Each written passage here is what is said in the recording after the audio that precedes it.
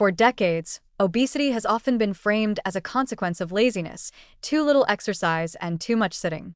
Public health campaigns have long pushed the narrative that more movement is the key to fighting fat. Gyms, step counters, and workout videos are everywhere. But while physical activity is undeniably vital for overall health, it's becoming increasingly clear that the root driver of obesity lies more squarely in our eating habits than in our exercise routines. In other words, calories consumed often outweigh calories burned when it comes to managing weight. This is not to dismiss the importance of movement. Regular exercise improves cardiovascular health, strengthens bones and muscles, reduces stress, and enhances mood. But when the focus is specifically on weight gain and obesity, the science strongly supports the idea that excessive caloric intake plays a far more dominant role than physical inactivity. Most people can consume hundreds of calories in minutes. Think of a slice of pizza, a sugary drink, or a small dessert, while it may take an hour or more of moderate exercise to burn off those same calories. The math simply doesn't work in favor of exercise as a primary strategy for weight control if caloric overconsumption continues unchecked. Understanding this reality can actually empower people rather than discourage them. It shifts the emphasis away from punishing workouts and toward more thoughtful, sustainable food choices. And this is where the positive news begins. We have far more control over what we eat than we often realize. With some awareness and modest changes, it's entirely possible to reverse weight gain or prevent it altogether, even without intense daily workouts. One of the most hopeful findings in recent nutritional science is that weight loss and maintenance don't necessarily require perfection. Small changes, like reducing portion sizes, minimizing ultra-processed foods, cutting down on sugary beverages, or simply becoming more aware of calorie-dense snacks, can have significant effects over time. Because our bodies are so sensitive to energy intake, even a daily reduction of 100 to 200 calories can add up to substantial weight loss over months. That's the caloric equivalent of skipping one sugary soda or a couple spoonfuls of peanut butter per day.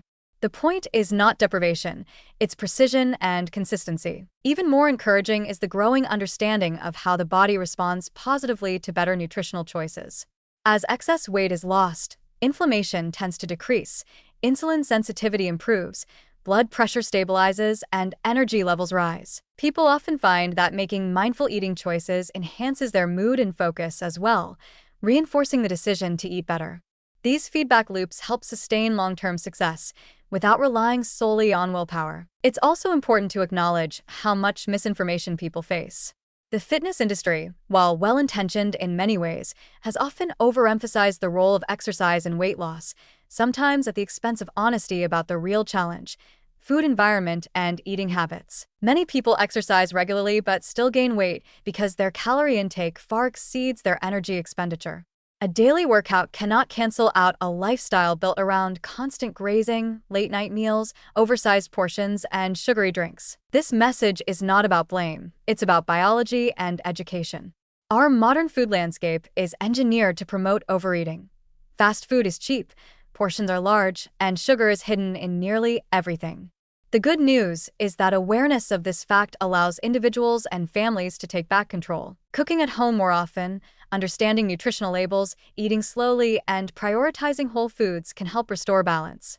You don't have to be a nutritionist or a chef to make better decisions. You just need the right information. Focusing on calorie balance does not mean abandoning movement. In fact, physical activity is a great complement to better eating, enhancing fat loss, preserving muscle mass, and boosting mental health. But it's time we stop putting exercise on a pedestal as the magic bullet for obesity. When people try to out-exercise a bad diet, they often end up discouraged and give up entirely. That's not a flaw in them. It's a flaw in the advice they've been given. The truth is that rethinking obesity as a condition primarily driven by excessive caloric intake rather than inactivity is liberating.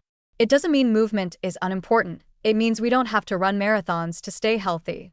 It means we can focus our energy on something more within reach: what and how we eat. And it means that lasting, meaningful change is possible, not through punishing discipline, but through smart, manageable shifts in daily habits. In this light, the path forward becomes clearer and far more hopeful. Obesity isn't inevitable, nor is it permanent. With the right mindset and tools, most people can regain control of their weight and their health.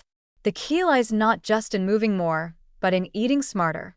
And that's a message we all deserve to hear.